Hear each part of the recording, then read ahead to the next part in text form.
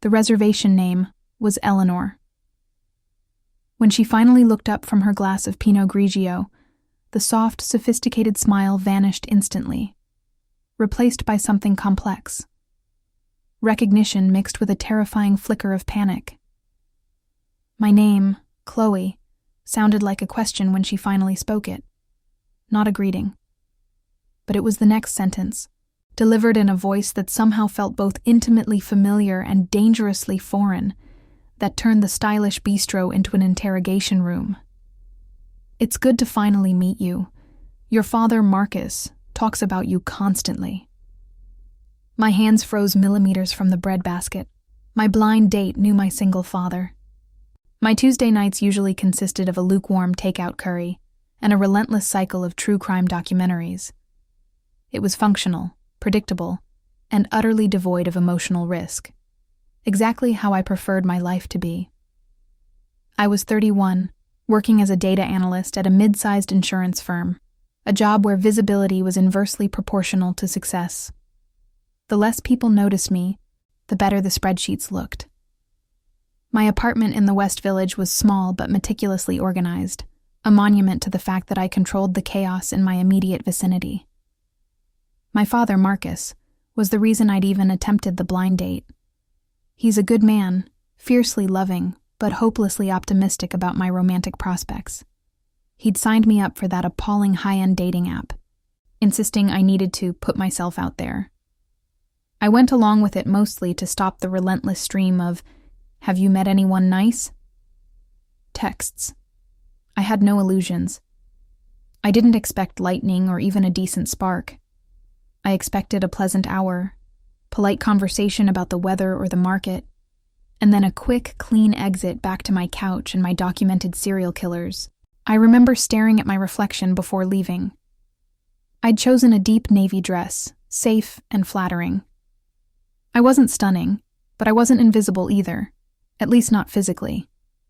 Emotionally, I'd perfected the art of blending into the background noise. I'd been overlooked so many times in my 20s, for the louder, shinier girls, that I had stopped actively seeking attention. It was easier to exist in the quiet space where expectations were low. My relationship with Marcus was one of comfortable distance. Since my mother passed away 10 years ago, he'd poured himself into his architectural firm, growing it into a highly respected name in Manhattan. He was always busy, always flying somewhere important, always talking about blueprints and deals. We had a Sunday dinner tradition. Formal, loving, but surface level. He asked about my job. I asked about his clients. We avoided the messy stuff, like my lingering loneliness or his own evident, if silently carried, grief. The date felt like a chore. The restaurant, La Volpe, was too dark, too expensive, too much effort for a Tuesday. I arrived 5 minutes late, a subtle act of rebellion, and scanned the room. I was looking for the nervous, slightly awkward man the app profile described. I was absolutely not looking for the woman sitting alone at a prime corner table, radiating quiet confidence that made the entire room feel slightly less important. When she signaled to me, I assumed she was waiting for her own date. Then she stood, and the realization hit. My date wasn't a man named Eleanor. My date was a stunning woman named Eleanor, and that was already surprising enough. But the second surprise, the mention of Marcus, my father, had just stripped the room of air. I took a shaky sip of water, trying to force my routine back into place. Nothing about this was routine. Nothing about this was safe. I slid into the upholstered banquette across from Eleanor, my mind racing through impossibilities. Was this a setup? A cruel joke? Did my father somehow think a mutual acquaintance would be a better blind date? "Eleanor," I managed, my voice strained. "I must apologize. I didn't realize. The profile just said Eleanor. And, well, I thought it was a man." She smiled, a genuine, warm curve of her lips that instantly eased some of the panic. "I know, Chloe. My dating preferences are apparently so niche, the algorithm doesn't even bother with the gender tag. They just put the name and hope for the best. She paused, picking up the bottle of wine. Let me start over. Eleanor Vance. And yes, I know your father. We work together. Work together. That explained the professional polish, the confident seating choice, the expensive scent of sandalwood and subtle citrus. Marcus was a major figure in high-end design build. Eleanor clearly was in that world. I felt a wave of relief mixed with acute embarrassment. I was on a blind date with a colleague of my father's, who was also a woman, and I had arrived expecting a man. This was precisely the kind of avoidable social disaster I normally navigated my life to prevent. I feel ridiculous, I confessed, leaning forward. This entire night was purely to satisfy my dad. I was ready to leave after the appetizers. Eleanor laughed, a low melodic sound that drew the attention of a nearby waiter. I get it. My friend Sophia pushed me into this, said I needed to stop working and start living. She poured us both more wine. Honestly, I almost canceled. I'd had a 14-hour day reviewing cladding samples. This was the core of it. Neither of us wanted to be there. We were products of external pressure, two relatively solitary people who had agreed to a highly manufactured situation, expecting nothing more than a few wasted hours. There was no grand destiny in this meeting. It was simply a confluence of parental meddling and algorithmic error. So, the architecture world, I said, trying to reset the conversational framework. Are you with Marcus's firm? Vance Architects? No, wait, that's not right. Vance Interiors, she corrected, her expression softening slightly. We're consultants. I specialize in sustainability logistics for large-scale commercial projects. Marcus and I are currently collaborating on the Sterling Tower project downtown. We spend far too much time in each other's offices. The mention of the Sterling Tower brought back a flash of Marcus's worried face a few weeks ago. He was under immense pressure. It was a billion-dollar project, and any delay meant disaster. I looked at Eleanor, seeing her now not as my unexpected date, but as a key player in my father's highly stressed professional life. The date had accidentally become an informational interview, a brief window into the high-stakes world Marcus inhabited. It was all very professional, very safe, and very far from the kind of connection my father had intended. Except for one thing. Eleanor kept looking at me with an intensity that went beyond simple professional courtesy. The structure of the story suddenly inverted. The figure of power wasn't a man, but Eleanor herself. Eleanor Vance, the one working on the kind of massive project I only read about in financial papers.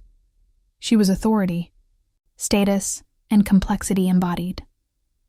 She was older than me, perhaps 10 years, and carried the weight of experience like an expensive, tailored blazer. Her movements were precise, her voice measured. When she talked about the Sterling project, her eyes took on a laser focus, detailing the logistics of supply chain management with such passion that it was riveting, even to my spreadsheet-focused mind. She spoke the language of success, of corner offices and high-stakes negotiations, a world separated from my cubicle by an immense financial chasm. I found myself studying the tiny, almost imperceptible lines of tension around her eyes, the sign of chronic overwork. She paused mid-sentence to sip her water, and the way she held the glass, with a subtle but definite tremor, told a story her confident words refused to acknowledge. She was a professional fortress, but inside, the foundation was clearly under strain. Marcus is truly dedicated to this project, she said, leaning back. The subject shift was seamless, bringing my father back into the awkward center of our date. He's brilliant, but he's running himself ragged. I keep telling him to take a weekend off. He never stops. I agreed quietly. Since 10 years ago, work is his mechanism. It's the only place he feels entirely in control. I realized I had crossed a boundary. I was sharing personal, intimate details about my father with his powerful associate on a blind date. Eleanor didn't flinch. Instead, she softened. Her gaze, which moments before had been calculating material costs, became deeply perceptive. He told me about your mother, Chloe. He mentioned how much you remind him of her sometimes, the quiet resilience. The compliment stung a little, not because it was untrue, but because it came from her. It meant my father had confided things about me, personal things, to his consultant. It made the entire situation feel immediately taboo. Eleanor was not just a colleague. She was an emotional confidant to Marcus. And now, here she was, across the table from me, his daughter, attempting to make small talk and, quite possibly, feeling just as compromised as I did. She represented everything elevated and demanding in my father's life, things that were utterly separate from my quiet existence. She was an orbit I shouldn't be close to.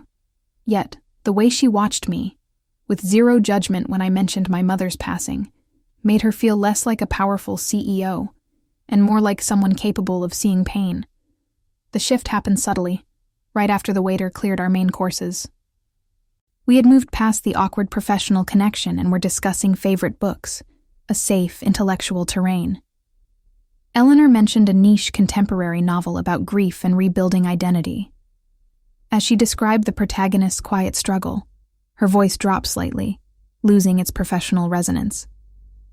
It's about how hard it is to start over when you thought your life was structured, she mused, stirring her coffee. She wasn't looking at me, but at the swirling cream, and the air around us seemed to thicken. I hesitated. Are you talking about the book, or something else? She looked up, and that was the moment the normalcy shattered. Her eyes, a startling pale gray, held a depth that felt invasive, yet completely honest. It was a look that lasted perhaps 3 seconds too long, erasing the distinction between colleague and connection. It wasn't flirtatious, it was searching. I think the lines get blurred sometimes, Chloe, she admitted softly. Between the narrative you build for yourself and the reality that creeps in. My heart hammered against my ribs. Was this still about my father? Was she referring to the pressure of the Sterling project? Or was she referring to us, sitting here, forced together by algorithm and circumstance? I felt a sudden, fierce urge to pull back, to remind her, and myself, that this was an accident, a Tuesday night filler. Look, Eleanor, I started, trying to inject a professional crispness into my tone. I appreciate you taking the time, and I appreciate that you're a good friend to my dad. But I think we should acknowledge the elephant in the room. This is profoundly weird. It was supposed to be a date, and it turns out you're part of my life, even if indirectly. She didn't retreat from my directness. Instead, she mirrored it. It is weird, and I was going to call Sophia and tell her I left early. But then you sat down. And? I prompted, the word tight in my throat. She leaned slightly across the table. And you weren't what I expected. Your father described you in terms of your achievements and kindness, but he didn't mention the quiet observation, the way you watch people. I find that compelling. The temperature in the room seemed to rise. I felt my cheeks flush hot. Compelling. That word, so loaded with intent, felt like a breach. I immediately started rationalizing, trying to dismiss the tension as professional admiration or polite flattery. She was used to being assertive. Perhaps she spoke to everyone with this kind of focused intensity. It must be a power move. I was definitely overthinking it. I was just an inexperienced girl reading too much into a compliment from a successful, intimidating woman. But the way her gaze lingered, holding mine captive, told me I wasn't just imagining the break in the narrative. Something genuine and unplanned had just been exposed, and it terrified me. I pulled back slightly, wrapping my arms across my chest, a clear signal of defense. I think we should stick to the Sterling project, Eleanor. It's safer territory. She didn't press. Instead, she sighed. A deep, tired sound that seemed to deflate the sophisticated armor she wore. It wasn't the sound of defeat, but the quiet admission of exhaustion. She picked up a sugar packet and traced the edges of the table with it. Her focus entirely internal now. Safe is exactly what my life has been built on for the last 5 years, Chloe, she confessed, her voice barely above a whisper. Since my business really took off, I've had very little of anything else. My calendar is color-coded, my meetings are efficient, and my life is sterile. I watched her, realizing this was not the powerful CEO speaking. This was a person confessing profound solitude. The immense status she held suddenly looked less like a privilege and more like a beautifully constructed cage. She was financially successful beyond measure, but completely isolated. I fly to Shanghai, I fly to London, I negotiate deals worth millions, and then I come home to a penthouse where the only sound is the city outside, she continued, her gaze fixed on the table. People see the success, the control. They don't see the pressure to constantly perform, or the knowledge that if I slip up, the entire structure of Vance Interiors could wobble. I saw the tremor return to her hand, more pronounced this time. The professional distance I had carefully maintained dissolved instantly, replaced by a rush of genuine empathy. She wasn't just my father's impressive associate. She was utterly human, bearing a heavy, silent burden. I'm constantly surrounded by people, but I haven't had a real conversation, one without an agenda, in months, she finally said, meeting my eyes again. Marcus is great, but even he needs me to be the confident consultant. He needs Eleanor Vance, the problem solver. No one asks how Eleanor is doing. This was the inversion.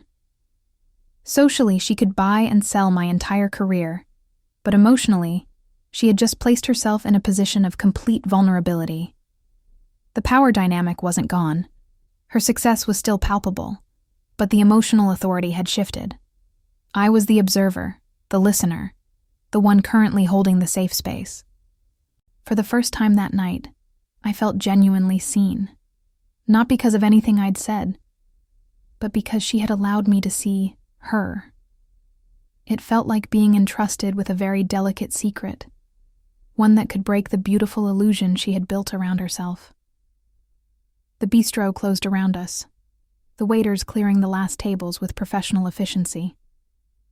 We moved the conversation outside, settling onto a stone bench near a small, quiet fountain just off Bleecker Street. The hum of Manhattan traffic felt distant, muted by the late hour. We weren't talking about my father anymore, nor about architecture. We talked about the quiet compromises we make in adult life, the hobbies we let die, the friends who drifted away, the expectations we lowered just to keep the anxiety manageable. I told her about my routine, the sterile comfort of my data analysis job, the way I found solace in order. She listened without judgment, simply nodding sometimes, her expression thoughtful. You create boundaries because you know what it feels like when things fall apart, Eleanor observed, her voice barely audible over the trickle of the fountain. That's not fear, Chloe. That's strategy. That simple reframing of my insecurity, from fear to strategy, was a revelation. I realized how rarely I felt truly understood, especially by anyone outside my limited circle.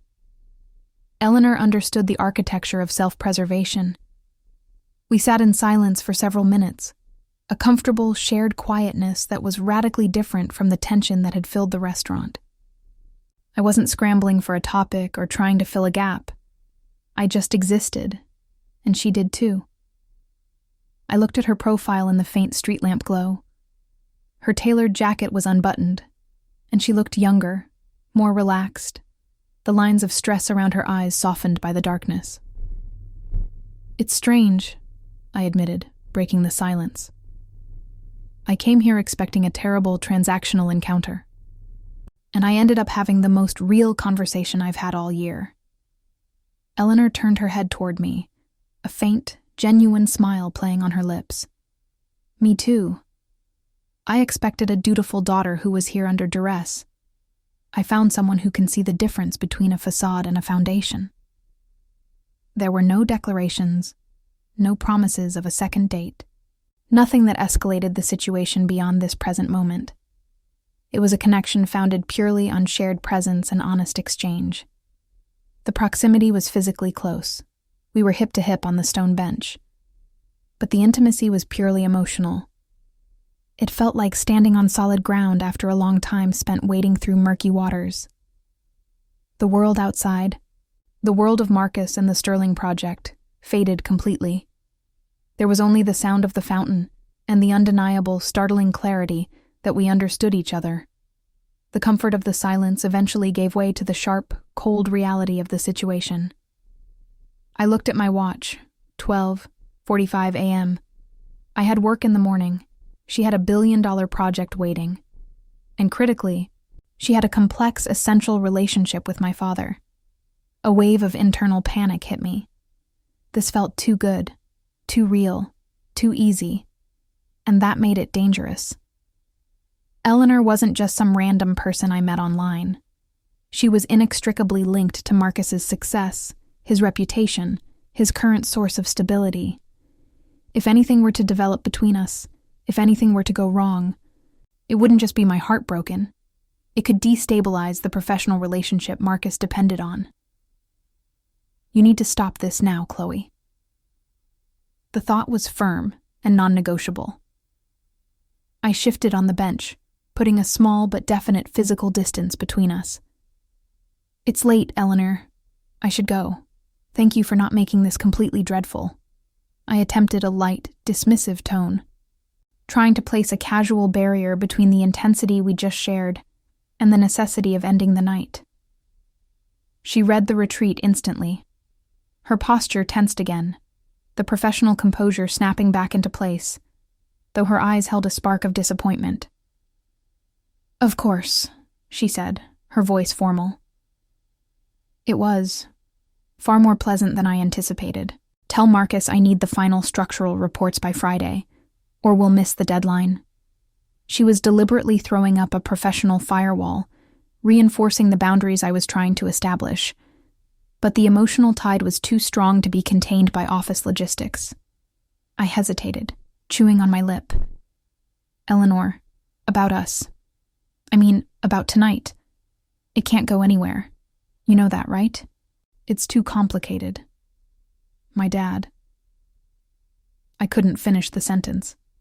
The idea of navigating a relationship, a real relationship, with someone who was my father's business partner, felt like stepping onto quicksand. It was a violation of an unspoken social contract, a messy complication I had spent my entire adult life avoiding.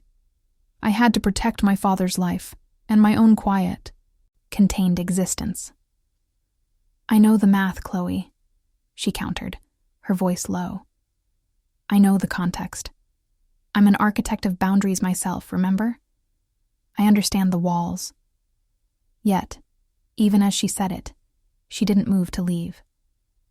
She looked at me, not with resignation, but with a quiet, challenging determination. She acknowledged the conflict, but she didn't agree to surrender. She was waiting for me to make the final, definitive move, and I found I couldn't. I was trapped between my profound sense of duty and the startling, frightening realization that I didn't want this connection to simply become a nice anecdote from a blind date gone wrong. The silence stretched until it felt physically painful, charged with everything we were refusing to say. I could hear the faint sound of a distant siren, the background noise of the city confirming that time was still moving, even though we were suspended in this moment of raw ethical friction. I need to leave, I repeated, pushing myself up slightly. It was a physical attempt to break the magnetic pull of the shared vulnerability. Eleanor didn't move. She simply looked up at me, her expression unreadable. I braced myself for the final professional goodbye that would send us back to our respective, isolated corners of Manhattan. Instead, she spoke, her voice still quiet, but carrying the weight of an ultimatum. It wasn't a plea or a seductive whisper. It was a statement of profound, terrifying honesty. Your father introduced us without knowing he was introducing us, she said. He set up this date, expecting me to find a man, expecting you to find someone simple.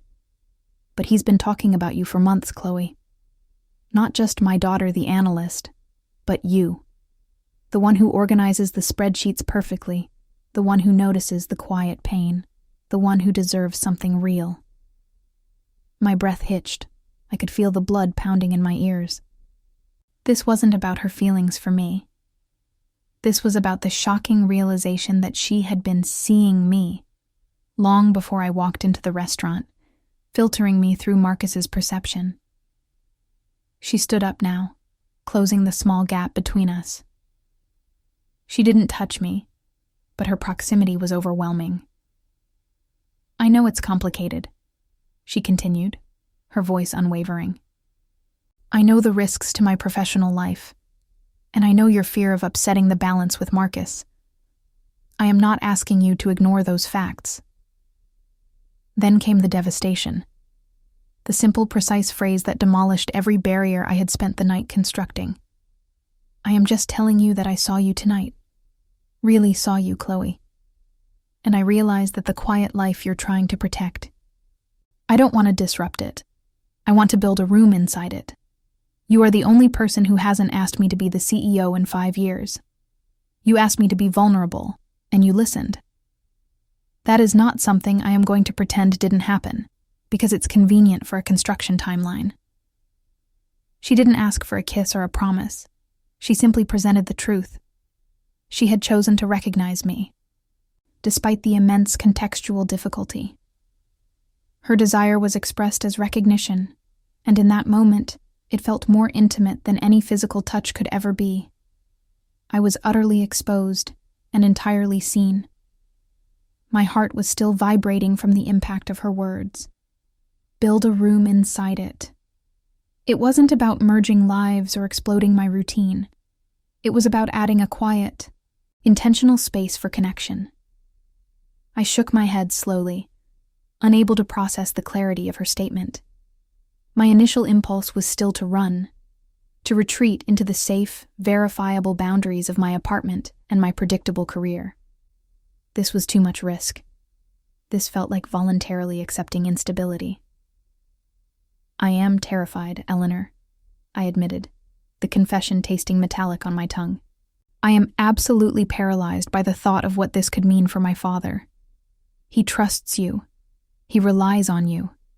If we try this, and it doesn't work. I trailed off, the imagined catastrophe looming large, the awkward dinners, the strained office meetings, the potential damage to Marcus's high-pressure career. My fear was not of personal rejection, but of collateral damage. Eleanor reached out, finally, and placed one warm, firm hand lightly on my arm. The touch was grounding, not demanding.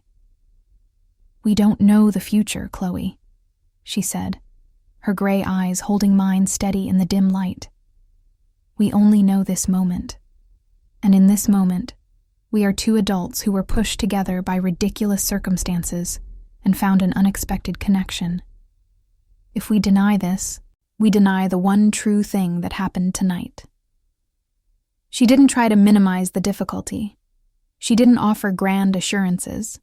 She simply validated my fear while insisting on the reality of our shared experience. I swallowed hard, the internal battle raging. I was not a woman of great leaps of faith. I calculated risks. I minimized variables. But looking at Eleanor, stripped of her corporate veneer, standing there admitting her own vulnerability and accepting the messy context, I realized that protecting my father, and myself, didn't necessarily mean refusing happiness. It meant proceeding with courage and honesty. I took a deep, shaky breath, letting go of the need for control. I can't promise anything past this week, Eleanor, I whispered. I can't promise that Marcus won't find out. But I won't deny that I want to see you again. I want to talk to you without the fear of the algorithm or the pressure of the Sterling project hanging over us. My choice wasn't a brave declaration of love, but a quiet, honest decision to stop hiding. I was accepting the risk, not because I was suddenly fearless, but because the terror of denying this genuine connection was greater than the fear of the complication it introduced. I stepped back towards her, closing the distance I had deliberately created moments before. "Okay," I confirmed, the single word feeling momentous. "Let's see what happens." Eleanor's expression softened into an undeniable relief. It wasn't triumph, but the quiet satisfaction of a heavy weight lifted. She didn't press for a plan, a time, or a place. She simply nodded, accepting my hesitant truce.